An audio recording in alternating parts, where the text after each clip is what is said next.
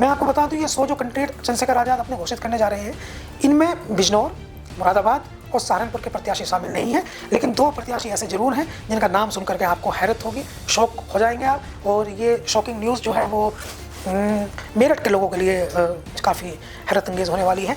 सबसे अच्छी बात यह है कि डॉक्टर मसूद जो है एक नाकाम राजनेता है और स्कूलिंग के लिए, सिखाने के लिए, पढ़ाने के लिए उससे बेहतर इंसान कोई नहीं हो सकता जो हार चुका हो, जिसको नाकामी हाथ लगी हो। क्योंकि जिसको नाकामी हाथ लगी होती है उसको ये पता होता है कि कामयाबी का रास्ता कौन सा है। अलग बात है कि उत्तर प्रदेश में आजकल हम देख रहे हैं कि सरकार में शामिल एक मंत्री ओम प्रकाश राजभर, वो पर्सनली अखिलेश यादव, शिवपाल यादव को टैग कर करके पर्सनल कमेंट बहुत कर रहे हैं। कल चंद्रशेखर आज़ाद 100 विधानसभा सीटों पर अपने प्रत्याशी घोषित करने वाले हैं। 350 विधानसभा सीटों पर उन्होंने प्रत्याशी तय कर लिए हैं। नमस्कार, मेरा नाम आस मोहम्मद कैफ है, आप इंकलाब हिंदी देख रहे हैं और धन्यवाद आपका कि आप हमारे इंकलाब हिंदी का जो पॉलिटिकल एनालिसिस वाला शो होता है, जिसमें खासकर हम उत्तर प्रदेश की राजनीति की बात करते हैं, वो आपके द्वारा पसंद किया जाता है, काफ़ी पसंद किया जाता है। बहुत धन्यवाद आपका। तो हम हर बार कुछ ऐसी बातचीत आपके साथ करना चाहते हैं जो आपको अभी मेन स्ट्रीम मीडिया या बहुत सारे लोकल मीडिया में भी आपको पता नहीं चलती है। आज पिछले दिनों हमने आपको बताया था कि सहारनपुर में जो 3 प्रत्याशी संभवतः बहुजन समाज पार्टी 2027 के चुनाव में अपने रखने वाली हैं, उनका क्या बायो है और उनके वे कैसे बीएसपी को कोयले की खदान से हीरे मिल गए हैं।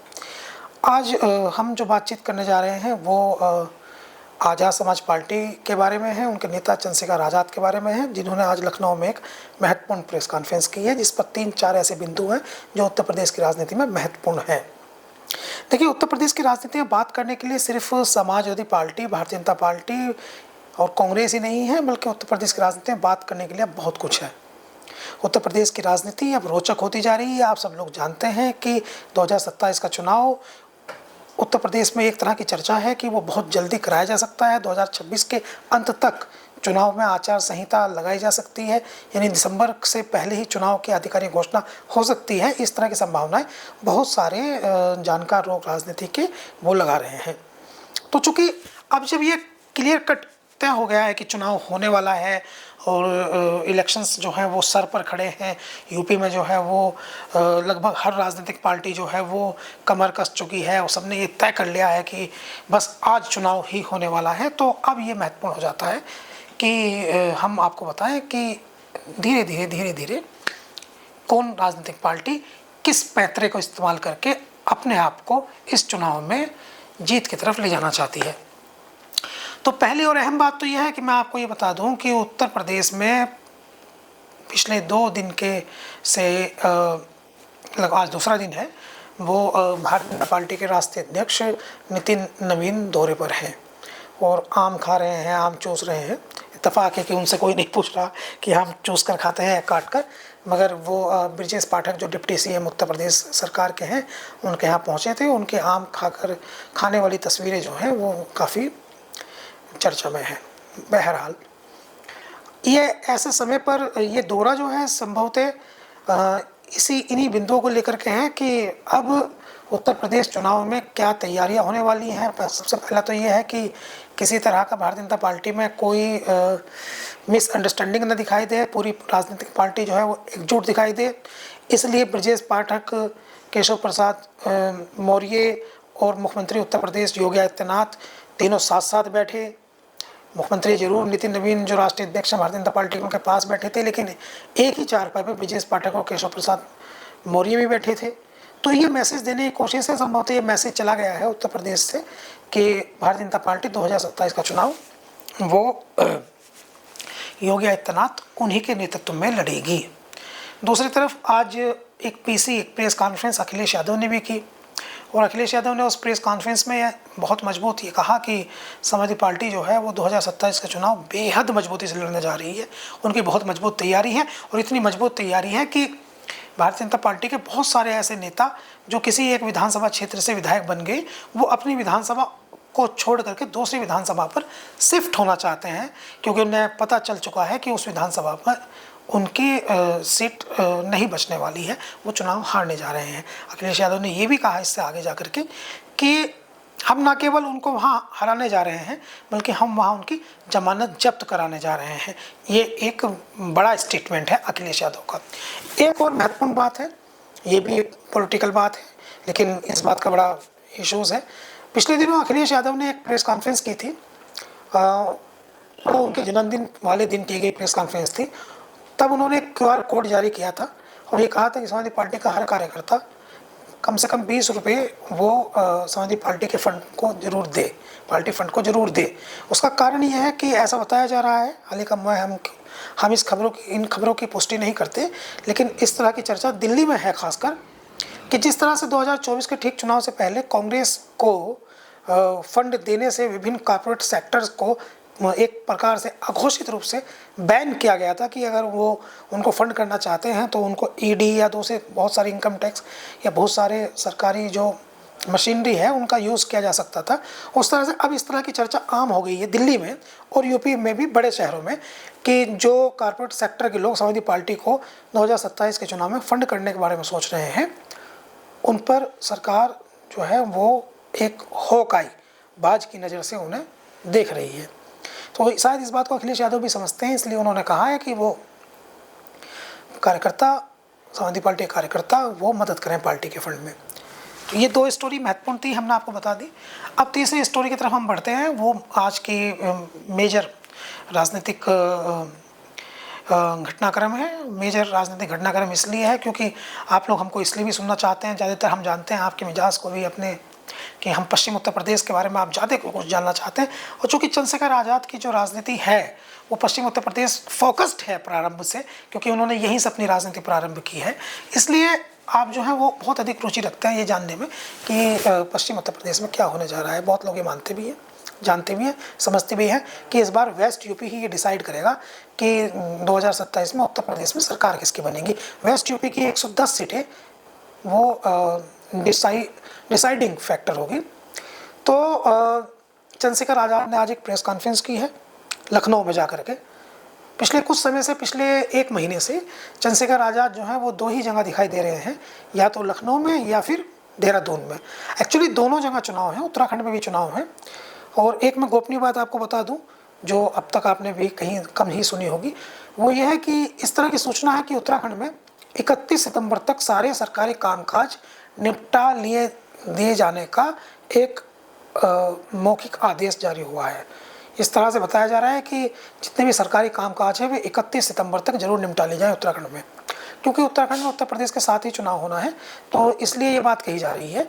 तो इसका ये भी संकेत है कि 31 सितंबर के बाद में चुनाव की अधिसूचना जारी की जा सकती है, इसलिए पहले से कहा गया है कि 31 सितंबर तक आपने सरकारी कामकाज निपटा लीजिए। उत्तर प्रदेश में भी इस तरह की हलचल नहीं है, लेकिन उत्तर प्रदेश में फिर जिस तरह से सिस्टम काम करता है उस सिस्टम में अब ब्यूरोक्रेट्स आपस में क्या बात करते हैं, वो लॉयल्टी का इशू बहुत महत्वपूर्ण हो गया है, तो इसलिए वो आपस में पूरा शेयर कर लेते हैं। तो ये निश्चित कर लेते हैं, सुनिश्चित कर लेते हैं कि ये गोपनीय सूचनाएं, जानकारियाँ बाहर मीडिया को ना जा पाएँ। मगर फिर भी कुछ पत्रकार हैं जो तेज़ तर्रार हैं, जिनका नेटवर्क अच्छा है, वो पता कर लेते हैं। तो चंद्रशेखर आज़ाद जो है वो आज की हमारी बातचीत का केंद्र है। तो केंद्र इसलिए है कि चंद्रशेखर आज़ाद जो है उनको इस चुनाव में बहुत अंडर एस्टिमेट करके देखा जा रहा है, और ये समझा जा रहा है जैसे शुरुआत में ऐसा लग रहा था कि बसपा जो है वो चुनाव में वो कोई रोचकता पैदा नहीं करेगी, बिल्कुल शांत थी। लेकिन जिस तरह से उन्होंने प्रत्याशियों की घोषणा की, उस तरह से अचानक से बसपा में रोचकता बढ़ी। तो अब बारी चौंकाने की चंद्रशेखर आज़ाद की है। पहली बात, आज की एक्सक्लूसिव ब्रेकिंग मैं आपको दे दूं कि अगले 24 घंटों में चंद्रशेखर आज़ाद, जब आप ये वीडियो देख रहे होंगे संभवतः, अगर अभी तो, और अगर कल देख रहे होंगे तो कल चंद्रशेखर आज़ाद 100 विधानसभा सीटों पर अपने प्रत्याशी घोषित करने वाले हैं। 350 विधानसभा सीटों पर उन्होंने प्रत्याशी तय कर लिए हैं। 350 विधानसभा सीटें चंद्रशेखर आज़ाद की पार्टी, आज़ाद समाज पार्टी, वो अपने प्रत्याशी लड़ने जा रही है, ऐसा उनका कहना है। एक और अफवाह है, रूमर है, और रूमर के बेस पर हम खबर नहीं बनाते, लेकिन रूमर है, वो रूमर ये है कि जैसे ये रूमर उड़ रही है कि कांग्रेस जो है वो बसपा के साथ जा सकती है और बसपा से कांग्रेस की नज़दीकी बढ़ रही है, उसी तरह से इस रूमर को काउंटर करने के लिए एक दूसरी रूमर उड़ाई गई है, और वो ये है कि आज़ाद समाज पार्टी और समाजवादी पार्टी 2027 के चुनाव में साथ आ सकती है। अगर बसपा और कांग्रेस मिलकर के चुनाव लड़ती हैं तो ऐसी परिस्थिति में अखिलेश यादव और चंद्रशेखर आज़ाद दोनों साथ आ सकते हैं। चंद्रशेखर आज़ाद भी ने भी कहा है कई बार, अखिलेश यादव ने भी कहा, अखिलेश यादव तो इस बात को ओपनली कह ही देते हैं पब्लिकली, लेकिन चंद्रशेखर आज़ाद भी चूँकि जैसे जैसे उनकी उम्र बढ़ रही है तो उनकी राजनीतिक परिपक्वता भी बढ़ रही है, तो वो भी बढ़ा देते हैं बात को। तो उन्होंने ये भी कहा है कि उनकी भी किसी से कोई राजनीतिक द्वेष तो है नहीं, और पॉलिटिकल लोगों का कोई आपस में कोई द्वेष होता नहीं है। अखिलेश यादव तो खुले मन से ये कहते ही हैं कि राजनीतिक तौर पर वो किसी से कोई नाराज़गी नहीं रखते हैं, और उनके फैसले जो होते हैं राजनीतिक, वे राजनीतिक फैसले होते हैं, उनका पर्सनल लाइफ से उनका कोई लेना देना नहीं होता। ये अलग बात है कि उत्तर प्रदेश में आजकल हम देख रहे हैं कि सरकार में शामिल एक मंत्री ओम प्रकाश राजभर, वो पर्सनली अखिलेश यादव, शिवपाल यादव को टैग कर करके पर्सनल कमेंट बहुत कर रहे हैं। समाजवादी पार्टी की तरफ से कोई प्रतिक्रिया, पर्सनल का जवाब पर्सनल के तौर पर नहीं दी जा रही है, मगर ऐसा हो रहा है। खैर, तो लखनऊ में आज एक प्रेस कॉन्फ्रेंस चंद्रशेखर आज़ाद ने की है।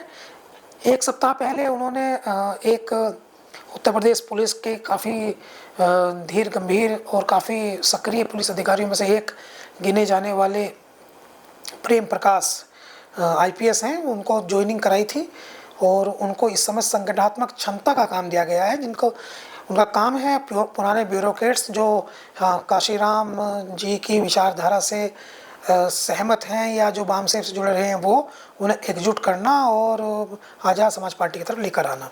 आज एक बड़ा काम और किया है आज़ाद समाज पार्टी ने, उन्होंने ये किया है कि एक नेता हैं जिनको आप जानते होंगे उत्तर प्रदेश की सियासत में मुस्लिम पॉलिटिक्स को लेकर के, अगर आप जानते हैं तो 4 नाम मुख्यतः बहुत प्रमुखता से लिए जाते हैं। 5वें नाम की बात तो अभी तक आप वो हैदराबाद वाले हैं, आप समझ ही गए होंगे, लेकिन उत्तर प्रदेश की सियासत में 4 नाम को जो है वो हम आज मैं आपको ये बताने की बहुत महत्वपूर्ण बात है। आज उत्तर प्रदेश की राजनीति के इंडिपेंडेंट मुस्लिम लीडर्स के बारे में आपको जानने के लिए मिल रहा है।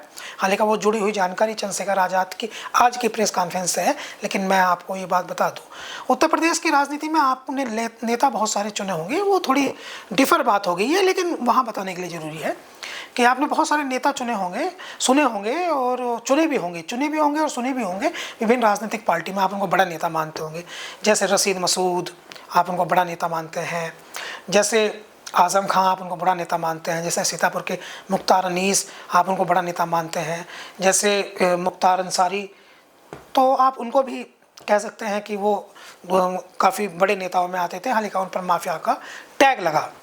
तो अब धीरे धीरे मैं आपको एक छोटा ज़्यादा समय ना लेकर डीप, मैं जानता हूँ कि आप इसके बारे में सुनना चाहते हैं, जानना चाहते हैं, समझना चाहते हैं, लेकिन फिर कभी इस पर बात होगी। तो कौमी एकता दल अंसारी परिवार ने बनाया था, UDF जो है वो अब्दुल्ला बुखारी और याकूब कुरैशी इन्होंने मिलकर बनाया था। हालांकि इनका जो पॉलिटिकल एंगेजमेंट है वो दूसरे राजनीतिक पार्टियों से था। अब लेकिन जिनको इनका बहुत बड़ा काम नहीं था, जैसे UDF था तो उसकी जो फोकस्ड एरिया था वो मात्र मेरठ था, तो वो उनका बहुत बड़ा काम नहीं था।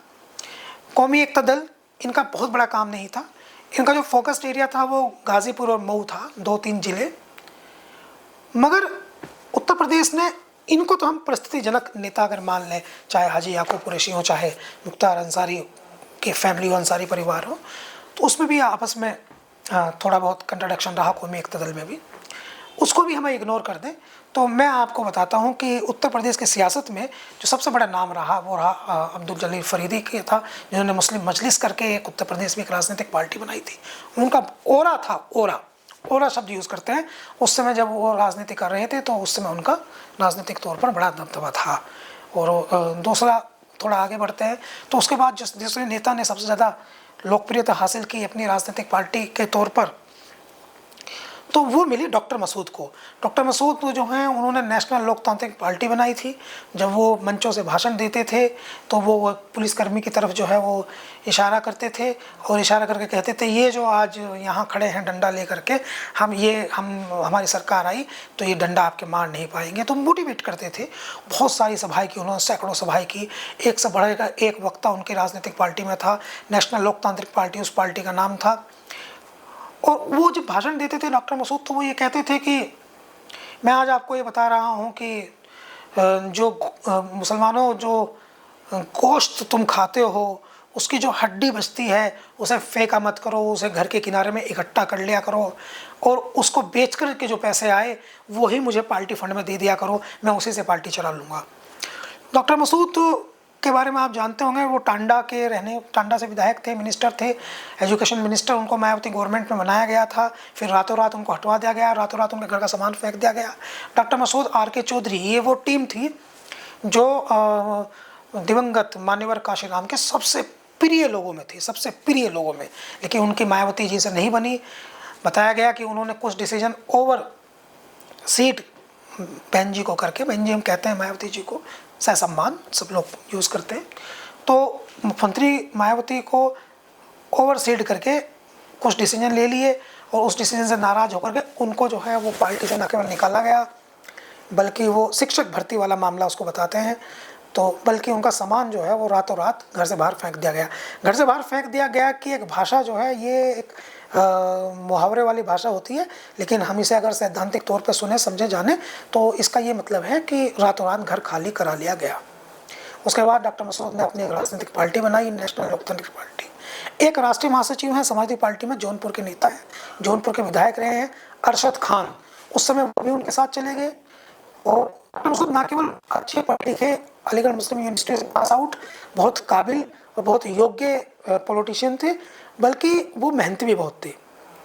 और उनकी मेहनत इतनी थी कि उन्होंने उत्तर प्रदेश में हजारों सभाएं की, बहुत सारे कार्यकर्ता इकट्ठे किए, बड़ी ताकत से चुनाव लड़े, विधानसभा का चुनाव उन्होंने लड़े, चेयरमैन नगर पंचायत के चुनाव उन्होंने लड़े, नगर पालिका के चुनाव उन्होंने लड़े, लोकसभा के चुनाव उन्होंने लड़े। और नेलोपा ने एक सांसद भी बना दिया, बालेश्वर यादव, पूर्वांचल में कहीं से। तो डॉक्टर मसूद कुल मिला करके आप ऐसा मान सकते हैं कि डॉक्टर मसूद की जो लोकप्रियता थी वो एक मुसलमान नेता के तौर पर उत्तर प्रदेश में थी। हालांकि बीच में वो उन्होंने क्या किया कि वो बीच में लोकदल आरएलडी ने उनको अपने साथ लिया, उसमें उनको प्रदेश अध्यक्ष बना दिया। बाद में वो आरएलडी पर छोड़ के चले गए, तो वहाँ उन्होंने कुछ बातें भी कही, संभवतः चुनाव कहीं से लड़ना चाहते थे, टिकट नहीं मिला, वो अलग सिचुएशंस रही। और उसके बाद वो कांग्रेस में चले गए। लेकिन कांग्रेस में तो आप देख लीजिए कि बसपा के ज़माने में नंबर 2 की हैसियत रखने वाले नसीरुद्दीन सिद्दीकी क्या हुआ। तो कांग्रेस में जो है वो 10-12 साल जब कोई व्यक्ति रहता है तो पहले उसे अपनी लॉयल्टी सिद्ध करनी पड़ती है और जगह बदलनी पड़ती है, उसके बाद वो स्टैंड कर पाता है। तो डॉक्टर मसूद वहाँ जो है नहीं स्टैंड कर पाए। तो आज उन्होंने चंद्रशेखर आज़ाद की प्रेस कॉन्फ्रेंस में आज डॉक्टर मसूद ने आज़ाद समाज पार्टी ज्वाइन की है। ये दो लोग, एक तो एडीजीपी प्रेम प्रकाश जिन्होंने एक सप्ताह पहले ज्वाइनिंग की, और एक डॉक्टर मसूद जिन्होंने आज ज्वाइनिंग की। ये दो ज्वाइनिंग आज़ाद समाज पार्टी के दृष्टिकोण से आज तक की पूरी उनकी राजनीतिक पार्टी के इतिहास की सबसे बड़ी ज्वाइनिंग है। इसलिए है कि डॉक्टर मसूद जो हैं उनको राजनीतिक पार्टी चलाने का बहुत लंबा अनुभव है। और सबसे अच्छी बात यह है कि डॉक्टर मसूद जो है वो एक फेल राजनेता हैं। डॉक्टर मसूद जो है एक नाकामयाब राजनेता हैं। सबसे अच्छी बात यह है कि डॉक्टर मसूद जो है एक नाकाम राजनेता हैं। और स्कूलिंग के लिए, सिखाने के लिए, पढ़ाने के लिए उससे बेहतर इंसान कोई नहीं हो सकता जो हार चुका हो, जिसको नाकामी हाथ लगी हो। क्योंकि जिसको नाकामी हाथ लगी होती है उसको ये पता होता है कि कामयाबी का रास्ता कौन सा है और नाकामी कैसे मिलती है।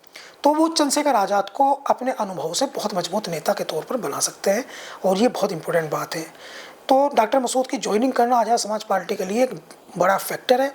एक बात और, जब डॉक्टर मसूद ने आरएलडी ज्वाइन की थी और आरएलडी ने उनको अपना प्रदेश अध्यक्ष बनाया था, तो उसके बाद पूरे उत्तर प्रदेश में डॉक्टर मसूद का जो नेटवर्क है नेलोपा पार्टी का उनका जो कार्यकर्ता समूह है वो उनसे जुड़ने लगा था। एक और नेता है, उनकी चर्चा यहाँ करने की आवश्यकता है नहीं, लेकिन फिर मैं बता दूँ इंडिपेंडेंट नेताओं के तौर पर, इस बारे में हम अलग से एक शो कर लेंगे। वो है अयूब अंसारी। हम बताएंगे आपको जिन्होंने पीस पार्टी बनाई थी कि क्यों पीस पार्टी बनी और क्यों वो ख़त्म की तरफ चली गई।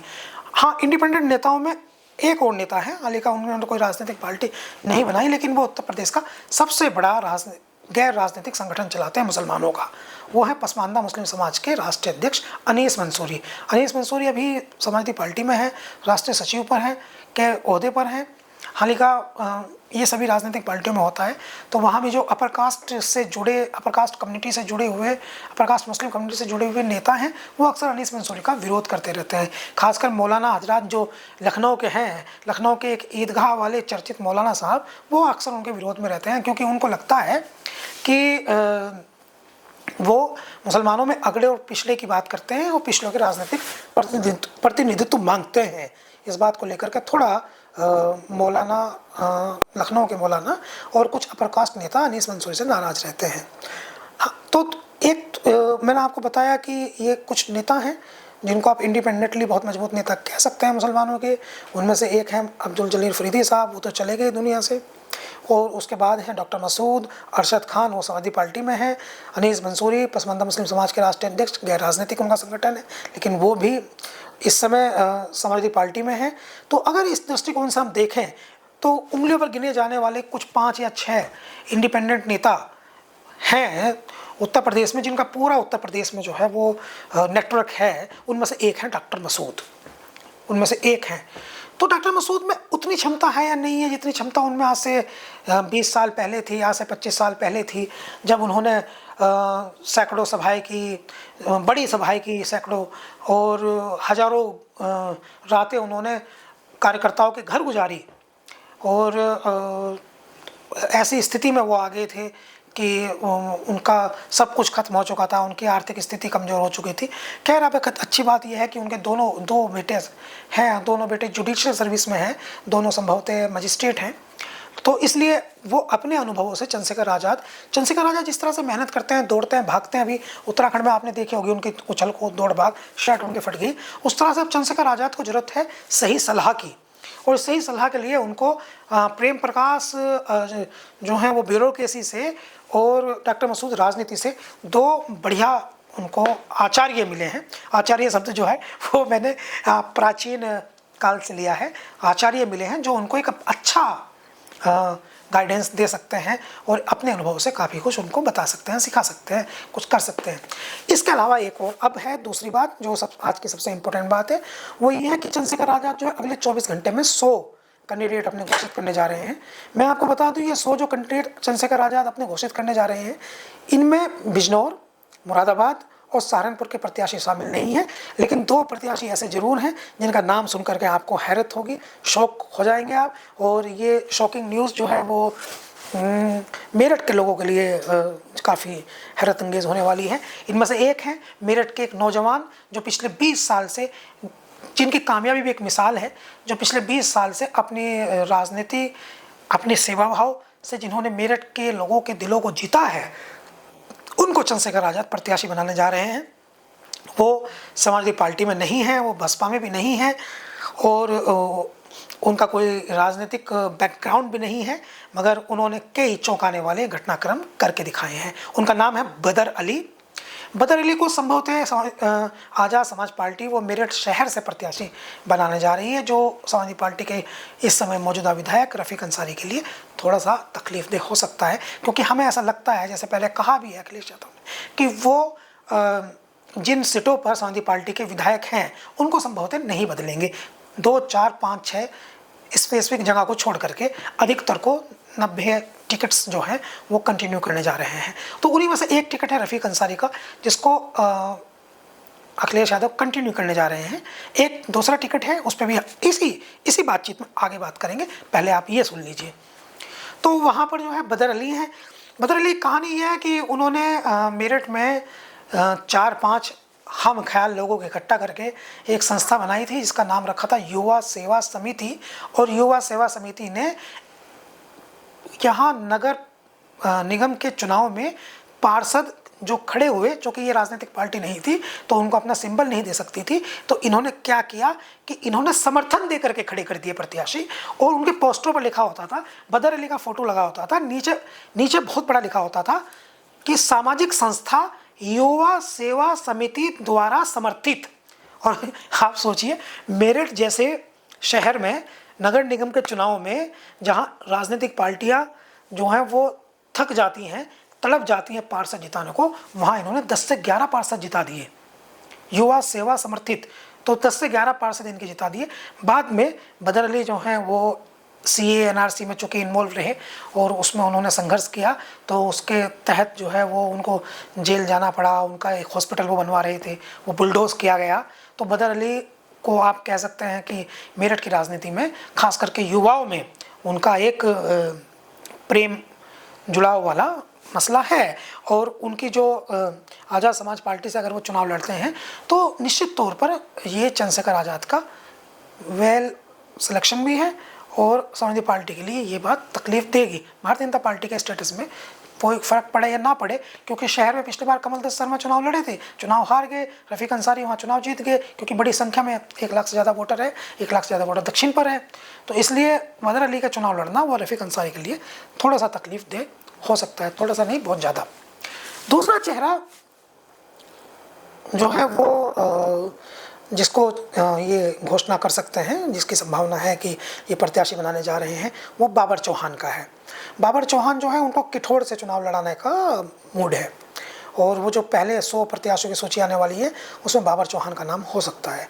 बाबर चौहान जो है वो किठौड़ से समाजवादी पार्टी के विधायक शाहिद मंजूर के सामने चुनाव लड़ने जा रहे हैं। एक्चुअली बाबर चौहान पे बहुत सारे मुकदमे लिखे गए, वो भी CAA NRC में जेल गए, मगर उन पर उससे पहले भी मुकदमे लिखे गए। वो राष्ट्रीय महासचिव थे समाजवादी पार्टी छात्र सभा में, उनको पिछले 20 साल से वो मुस्तकिल छात्र राजनीति से आए। सरदने के जो विधायक हैं अतुल प्रधान, उनके वो करीबी दोस्त हैं। अतुल प्रधान और बाबर चौहान ने दोनों ने मेरठ कॉलेज की राजनीति साथ साथ की है, लेकिन अतुल प्रधान आगे बढ़ गए और बाबर चौहान जो है वो चूंकि चुनाव नहीं लड़ पाए इसलिए आगे नहीं बढ़े। अतुल प्रधान के आगे बढ़ने का जो सबसे बड़ा कारण है वो है चुनाव लड़ना और विधायक बन जाना, लेकिन बाबर चौहान चूंकि चुनाव नहीं लड़ पाए इसलिए आगे नहीं बढ़े। और बाबर चौहान क्यों नहीं चुनाव लड़ पाए? वो इसलिए नहीं चुनाव लड़ पाए क्योंकि वो जिस विधानसभा में चुनाव लड़ना चाहते हैं थे उस विधानसभा का नाम है किठौड़, और वहाँ से मंजूर अहमद, परवेज हलीम, ये जितने भी लोग जो हैं वहाँ से राजनीति में आए हैं।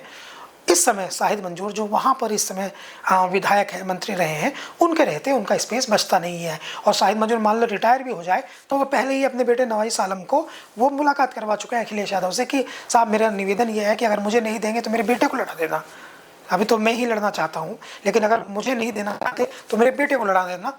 तो सिंपल, चूंकि मंजूर अहमद के बेटे हैं शाहिद मंजूर और शाहिद मंजूर के बेटे हैं नवाजिश, तो इसलिए जब ये बिल्कुल तय मान लिया बाबर चौहान ने कि भाई मुझे तो समाजवादी पार्टी चुनाव लड़ाएगी नहीं क्योंकि शाहिद मंजूर साहब वो छोड़ेंगे नहीं, और शाहिद मंजूर साहब ने मुझे टारगेट करके, ऐसा बाबर चौहान कहते हैं कि शाहिद मंजूर साहब ने मुझे टारगेट करके मुझे मुकदमे भी लिखवाए, तो अब मुझे तो राजनीति करनी है, मुझे तो अपनी आइडेंटिटी कायम करनी है। तो कुछ दिनों पहले, इस चुनाव से ठीक पहले, वो चले गए दौड़ करके चंद्रशेखर आज़ाद के खेमे में, और चंद्रशेखर आज़ाद ने उनको ज्वाइनिंग करा दी आज़ाद समाज पार्टी, और संभवतः अब उनको बनाने जा रही है प्रत्याशी। और शाहिद मंजूर के लिए ये बात काफ़ी कष्टदायक होगी, ये बात उन्हें काफ़ी तकलीफ देगी कि बाबर चौहान आज़ाद समाज पार्टी से किठौड़ विधानसभा से चुनाव लड़ेंगे।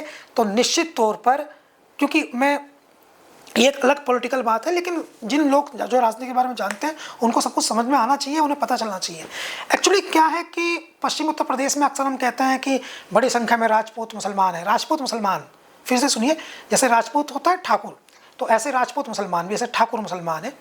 तो इनमें से क्षत्रिय मुसलमानों में एक रांगड़ जाति है जिसको राजपूत मुस्लिम कहा जाता है। तो यहाँ एक्चुअली ये संख्या में तो बहुत ज़्यादा है राजपूत मुस्लिम बिरादरी, मगर इनके साथ इश्यूज़ क्या हैं कि नेता इनके नहीं है। आप सोच रहे होंगे कि ऐसा कैसे हो सकता है, लेकिन मैं आपको बताता हूँ। जैसे ये मैसेज है कि कमाल अख्तर राजपूत मुस्लिम है मगर वो राजपूत मुस्लिम नहीं है। जैसे ये मैसेज है कि बाबू मुनकाद अली राजपूत मुस्लिम है मगर वो राजपूत मुस्लिम नहीं है। जैसे ये मैसेज है कि कादिर राणा जो है वो राजपूत मुस्लिम है मगर वो राजपूत मुस्लिम नहीं है। ऐसा लोग बताते हैं कि ये त्यागी हैं या महसरे हैं, एक अलग बिरादरी होती है, वो ठाकुर आती है, तो वो अलग है। तो शुद्ध रांगड़ बिरादरी का नेता कौन है?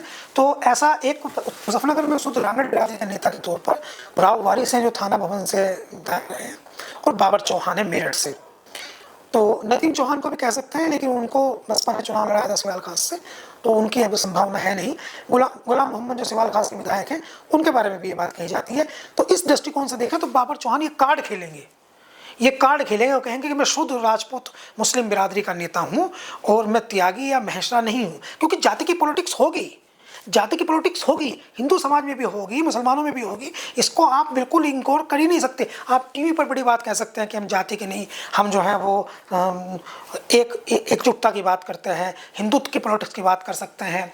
टीवी पर जो है वो सारे मुसलमान एक हो जाओ, सारे मुसलमान एक हो जाओ जैसी बातें हो सकती हैं, ऐसी बातें हो सकती हैं कि सारे हिंदू एक हो जाओ, सारे हिंदू एक हो जाओ। लेकिन जब उत्तर प्रदेश में चुनाव होगा ग्राउंड पे, तो आपको इससे दो चार होना ही पड़ेगा। जाति का भेदभाव और जाति के आधार पर चुने जाने वाले नेताओं का बंटवारा आपको देखना ही पड़ेगा। सहारनपुर में शुरू हो चुका है, सहारनपुर में इसमें बड़ी पैमाने पर गाड़ा, तेली, पठान शुरू हो चुका है।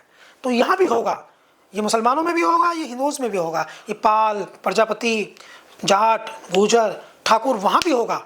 और यही देखने वाली बात होगी कि अगले चुनाव में आपको ये फोकस्ड करके देखना पड़ेगा कि कौन समाज किस को वोट दे रहा है और कैसे कैलकुलेट करना पड़ेगा। यही पत्रकारों के लिए अहम बात रहेगी। अहम बात यह है कि जो मैं किठौड़ की बात कर रहा हूँ कि वहाँ जाति का कार्ड जरूर खेलेंगे बाबर चौहान, जिससे शाहिद मंजूर जो हैं उनको निश्चित तौर पे तकलीफ होगी। हाल का शाहिद मंजूर जो है वो वही बात करेंगे जो कॉमन बात करते रहे हैं, लेकिन बाबर चौहान को डिस्टर्ब करने की कोशिश बहुत करेंगे। तो ये दो टिकट जो आज़ाद समाज पार्टी संभवतः कल घोषित कर सकती है, अगले 24 घंटों में, ये दोनों समाजवादी पार्टी की विधानसभा सीट, एक किठौड़ और एक मेरठ शहर, जहाँ दोनों विधानसभा सीटों पर इस समय समाजवादी पार्टी का विधायक है, वहाँ डिस्टर्ब होने वाले हैं। एक बात मुझे समझ में और आई है, इसकी घोषणा जो है वो चंद्रशेखर मौखिक तौर पर नहीं कहेंगे, लेकिन ये देखने वाली बात होगी कि जैसे चंद्रशेखर ने ये कहा है कि वो पहले 100 सीटों पर टिकट घोषित करने जा रहे हैं, आज प्रेस कॉन्फ्रेंस में कहा है या नहीं कहा है ये तो स्पष्ट नहीं, लेकिन मेरे पास जानकारी है और बहुत मजबूत जानकारी है कि वो 100 टिकट घोषित करने वाले हैं अगले 24 घंटों में। तो यहाँ पॉइंट ये है कि क्या ये 100 टिकट वे सभी हैं जहाँ पर समाजवादी पार्टी जो है वो उनके विधायक हैं? क्योंकि अभी पार्टी पॉलिटिक्स में ना बार्गेनिंग गेम चल रहा है, दबाव बनाने की राजनीति हो रही है। चंद्रशेखर ये भी दबाव बना रहे हैं कि समाजवादी पार्टी को ये डर दिखाया जाए कि वो उनका ज़्यादा से ज़्यादा नुकसान कर देंगे, तो मान लो अगर उनसे उनका समझौता होने लगे तो उन्हें ज़्यादा से ज़्यादा सीट मिल जाए, तो ये भी हो सकता है। तो ऐसी परिस्थिति को अगर हम नज़र में रखते हैं तो क्या इन टिकटों की घोषणा उन सीटों पर होनी जा रही है जहाँ समाजवादी पार्टी के विधायक हैं, सपा के विधायक हैं, लेकिन 3-4 जगह तो अपने टिकटों की घोषणा नहीं कर रहे हैं। कहाँ नहीं कर रहे हैं? मुरादाबाद नहीं कर रहे हैं, वो बिजनौर में नहीं कर रहे हैं, सहारनपुर में नहीं कर रहे हैं, जहाँ उनकी मजबूत जगह है, जहाँ से उनके विधायक जीत सकते हैं, वहाँ वो घोषणा नहीं कर रहे हैं। तो फिर तो इसका मतलब तो ये है कि अब ये कल हमें नोटिफाई, जब इनके टिकटों की सूची आएगी तो इन द कंपेरिजन हमें देखना पड़ेगा कि जिन जिन विधानसभा सीटों पर इन्होंने अपने कैंडिडेट घोषित कर रहे हैं, क्या वे समाजवादी पार्टी के विधायक हैं वहाँ या भारतीय जनता पार्टी के विधायक हैं।